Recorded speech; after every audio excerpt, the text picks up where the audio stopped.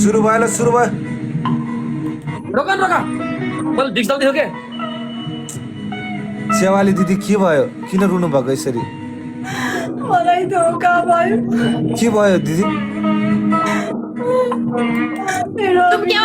Zoom camera robin zoom camera बल्ल भयो मिले किन के भयो र के भयो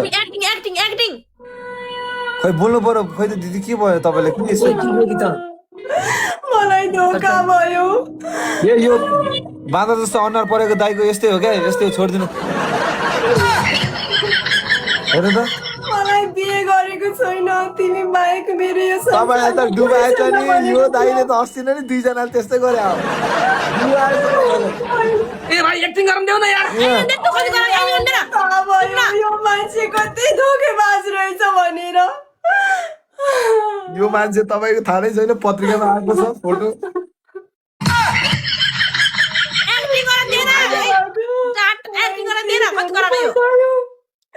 मेरो शरीरको लोभले यो मान्छेले मलाई यत्रो ठुलो धोका तपाईँको शरीर छेडछेड बनायो होला हेर्नुहोस् त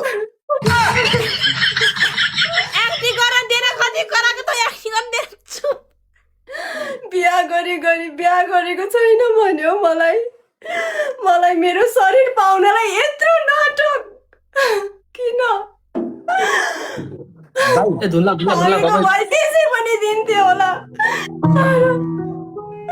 मेरो फिलिङसँग मेरो मनसँग खेल्यो म बाँच्न सक्दिनँ के गरौँ म रबिन बिना बाँच्न सक्दिनँ तर उसले बिहा गरिसकेको छ अब म के गरौँ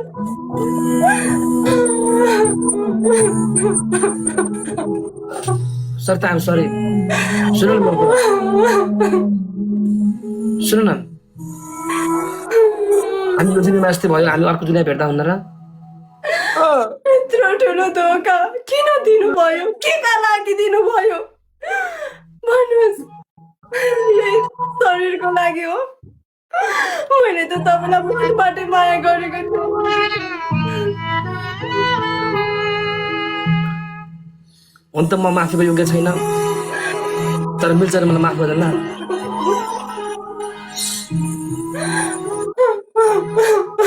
प्लिज मलाई माफ गरिदेऊ मलाई बुझ्ने कोसिस गर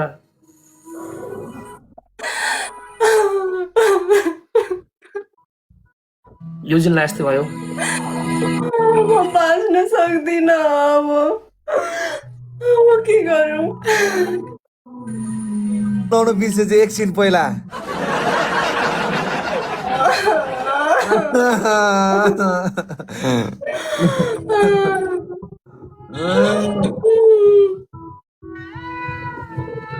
हाम्रो भाग्यमै नभएको कुरा के नै पाइन्छ र सालाहरू भाग्यमा यस्तै थियो होला म पनि मायाको दोषमा आएर आफ्नो परिवारको बारेमा भन्ने बिर्सेछु अलिकति तिम्रो गल्ती भयो होला अलिकति मेरो गल्ती भयो होला म माफीको योग्य छैन तर मिल्छ भने प्लिज माफ गरिदिनुहोस् ल च्यावाली यत्रो ठुलो गल्ती कसरी भयो कमसे कम भन्न सक्नुहुन्न थियो बिहा गरेको कुरा मलाई यत्रो धोकामा कसरी राख्नु भयो तपाईँले मेरा पनि आफ्नै बाध्यता थियो नि त तिमीले बुझ्नु पर्थ्यो होला बाध्यता थियो मेरो शरीर पाउनलाई यत्रो ठुलो खेल कसरी खेल्न सक्नु भयो म तिमीलाई शरीर होइन सैतान म तिमीलाई मन हेरेको थिएँ अनि शरीर खोज्ने भन्दा बाटोमा जति पनि केटी पाइन्छन् नि के गर्नुभयो अब म के गर्नु ल भन्नुहोस् अब के गरौँ म यदि शरीरै खोजेको भए तिमी जस्तो केटी त राम्रो केटी बाटोमा पाइन्थ्यो नि त सरिता तर म तिम्रो मन हेरेको थिएँ नि त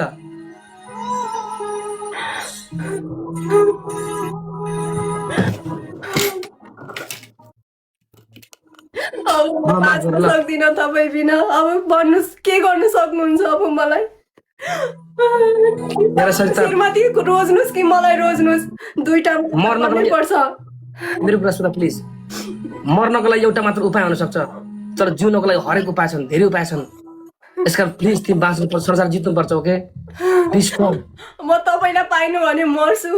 कि भन्नुहोस् कि म मर्छु कि तपाईँले तपाईँको श्रीमती छोड्नुपर्छ दुईटामा एउटा तपाईँको अप्सन छ के गर्नुहुन्छ खुर्को भन्नुहोस् नभए म आजको दिनदेखि बाँच्न सक्दिनँ भोलिपल्ट न म तिमीलाई पाउन सक्दिनँ के गरौँ सर भन् त म तिमीलाई के गरौँ तपाईँ आफै भन्नुहोस् तपाईँको डिसिजन मैले आफ्नो डिसिजन सुनाइसकेँ न त म तिमीलाई पाउन सक्छु न गुमाउन सक्छु म के गरौँ सर भन त किन मलाई किन यत्रो धोका दिनुभयो अब भन्नुहोस् तपाईँको हातमा डिसिजन छ कि तपाईँले छोड्नुपर्छ कि मेरो लास हेर्नुपर्छ म अब बाँच्न सक्दिनँ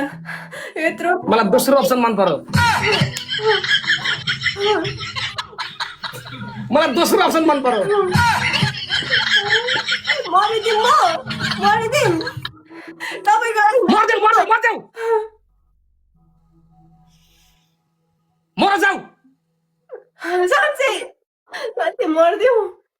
तपाईँले मर्नको लागि एउटा मात्र उपाय तर बाँच्नको लागि हरेक उपाय छ you have to allow this world त्यो मर्नु मात्र उपाय समाधान हो त म तपाईँ बिना बाँच्न सक्दिनँ मर नि त नि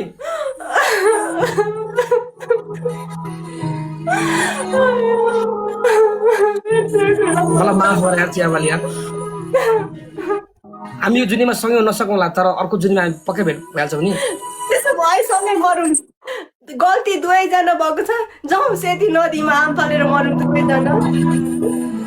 फुल झरे पनि पात झर्दैन चियावाली मरे पनि म त मर्दैन बाँच्ने मर्ने भाइसँगै मर्ने खुरुकै हिँड्नुहोस् ladies first ladies first ladies first ladies first ladies first दामी दामी थियो जस पनिसमेन्ट दामी थियो पनिसमेन्ट राम्रो ए बा चियावालले बवाल गर्छ यार त्यस क्यारेक्टरमा आउनु हुँदो रहेछ त्यस रविन दाईको क्यारेक्टर चाहिँ अलि चियावाली अलि थपबाट थियो कस्तो भित्ते पोले हात दामी त्यति नदी। एक्टिङ त दामी गरेको हेर चियावाली भोलि त मैले पनि भिक्स युज गरेको पागल ए बाबा चियावाललाई मैले के गरेँ तर रविन दाईको मनमा साँचो साँचो वाला आँसु आइरहेको जस्तो लागिरहेको छ राइट कुरा है हेर भाइ हेर है भिक्स हामी युज गरेर भिक्स थाहा त्यही पनि त्यो उबाट क्या त्यो अघि आँखा हेर्न नसकेको नि मैले तपाईँको आँखामा हेर्दाखेरि चाहिँ त्यस्तो क्या त्यो भित्रैबाट आएको जस्तो चियावाली हजुर तिमी र म हाम फालम तर लेडिज फर्स्ट रबिन म एउटा कुरा भन्छु ल म एउटा कुरा भन्छु होइन एउटा केटा र केटी थिएन होइन उनीहरूको परिवारले स्वीकार्नु अब तिमी म मर्न जाउँ भनेर होइन मर्न गयो अरे अन्त हामी दुईजना एकचोटि हाम फाल्नु भन्छ नि आँखा बन्द गरेर हाम फाल्नु भन्छ दुइटा पट्टि बाँधेर हाम फालेछ होइन केटी हाम फालेर हेरिरहे अरे अनि तल गएर केटापछि प्यारासुट लागेर चाहिँ जुरुक्क उठ्यो त्यो कसको कसको धोका कसले धोका दियो त्यो के बोले के बोल्छ कुनै लगाइरहेको प्यारासुट ए बोला प्यारासुट चियावालीको फेरि सुन्नु त्यति गरेर नै पर्दैन उहाँ चियावालले म बवाल गरिदिन्छु क्या पीडा पीडा दिलमा मान्छे चिलमा त्यति नदीमा गएर हाम फाल्नै पर्दैन क्या चियावाली चियामा हल्का मेटासिन दबाई स्वाट घोलेर फाट 2 गिलास हाल्दैन त सकिहाल्यो त काम एक्सक्युज मी चियावाली has given the heart to me my heart belongs to her okay guys अब हामी लास्ट गेम खेल्छौँ लास्ट गेम खेलौँ है त लास्ट गेम खेलौँ है त दादा मेरोमा एक गेम पन्डी बरु तपाईँ आफै भन्नु त पर्छ कि यो पनि ठिक छ फरिमा सुन्नु न रविनजी यो त फरिमा त ड्याङ्का ड्याङ भाइरल हुन्छ यो त गाइज गाइज गाइज फर्स्ट